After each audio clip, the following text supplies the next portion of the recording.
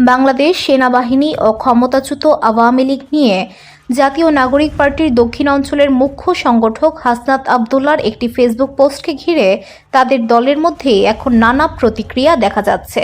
হাসনাত আবদুল্লাহর বক্তব্যের সঙ্গে দ্বিমত পোষণ করেছেন দলটির উত্তরাঞ্চলের মুখ্য সংগঠক সার্জিস আলম। সেনাবাহিনীকে জড়িয়ে পোস্ট দেওয়া নিয়েও প্রশ্ন তুলেছেন দলটির অনেকেই।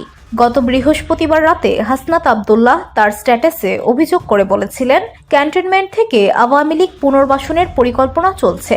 দেশের সেনাবাহিনীকে জড়িয়ে এই পোস্টটিকে ঘিরে সামাজিক যোগাযোগ মাধ্যম থেকে মাঠের রাজনীতি সব জায়গায় নানা আলোচনা সমালোচনা চলে।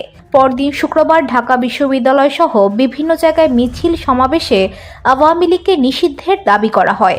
আর এসব বিক্ষোভ থেকে হাসনাত আবদুল্লাহর বক্তব্যের প্রতি সমর্থন জানানো হয়। একই সঙ্গে সমালোচনা করা হয় সেনাবাহিনীর প্রধান জেনারেল ওয়াকারুজ্জামানের। তবে রাজনৈতিক দলগুলোর নেতাদের বক্তব্যে এসেছে ভিন্ন ভিন্ন অবস্থান। বিএনপি সহ বিভিন্ন দল গণঅভ্যুত্থানে হত্যাকাণ্ড সহ নানা অপরাধে জড়িত আওয়ামী লীগ নেতাদের বিচার চায়, কিন্তু দলটির রাজনীতি নিষিদ্ধের পক্ষে নয় বিএনপি ও তার মিত্রদের অনেকে। জামায়াতে ইসলামী সহ অনেক দলের নেতারা আবার আওয়ামী লীগের রাজনীতি নিষিদ্ধ করার পক্ষে বক্তব্য দিয়েছেন। অন্যদিকে সেনাবাহিনীকে জড়িয়ে হাসনাত আবদুল্লাহর বক্তব্য নিয়ে রাজনীতিকদেরই কেউ কেউ সন্দেহ প্রকাশ করছেন। বসুন্ধরা, উত্তরা, বনশ্রী, কুড়িল ও বাড্ডা সহ রাজধানীর বিভিন্ন স্থানে অভিজাত ও অত্যাধুনিক মানের ফ্ল্যাট কেনার এক নির্ভরযোগ্য প্রতিষ্ঠান প্লেজেন্ট প্রপার্টিজ লিমিটেড। তাই আপনার স্বপ্নের আবাসনের জন্য আজই যোগাযোগ করুন। Pleasant properties limited, where destiny matches eventually। গত 28 ফেব্রুয়ারি গণঅভ্যুত্থানে নেতৃত্ব দেওয়া শিক্ষার্থীদের নিয়ে রাজনৈতিক দল হিসেবে আত্মপ্রকাশ করে জাতীয় নাগরিক পার্টি।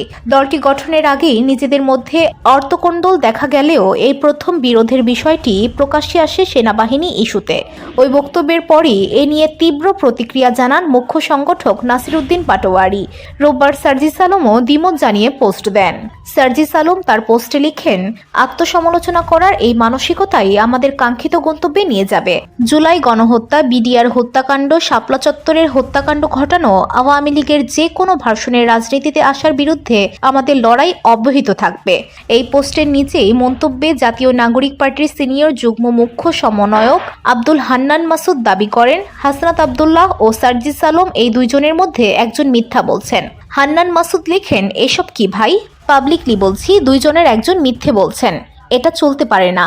আর দলের গুরুত্বপূর্ণ পোস্ট হোল্ড করেও আপনারা যেভাবে ব্যক্তিগতভাবে বিচরণ করছেন এবং তা পাবলিক করে এনসিপিকেই বিতর্কিত করছেন।